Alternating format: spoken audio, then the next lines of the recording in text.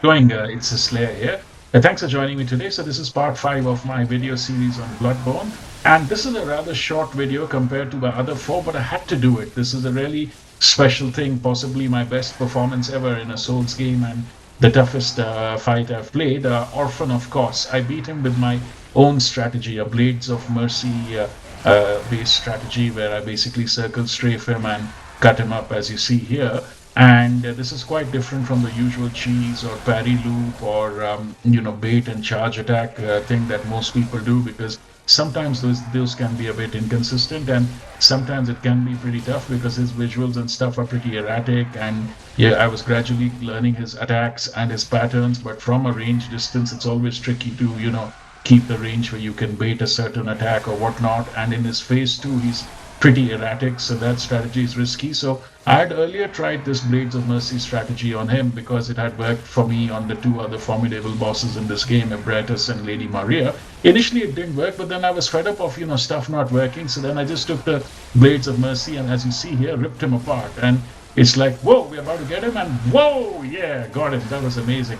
So it happened so fast that I didn't get a chance to switch on my camera until there was just 25% of the fight left, 30% of the fight left. But what you saw pretty much captured his most erratic pattern. So it would have given you a good idea of how I did it and how it should be done. And this is a good alternative strategy, like, aging gamer with slow reflexes. And this is the first time I was playing a PS and using a controller. I normally play DS and Elden on laptop with keyboard. So despite all of that and whatnot, if I could do this, I'm sure you guys out there, better Souls players could do it too. And this was pretty exciting. It was pretty fast, and I was sure that that everyone thinks that Bloodborne is more about button mashing and aggression, but I was sure that along with the aggression, like Dark Souls and Elden, there has to be an importance of subtle timing and seeing patterns as well. And this is what I'd earlier complained. I hadn't seen it in Bloodborne in my prior videos when I did an analysis of how the DS bosses were. But this is the first time you found something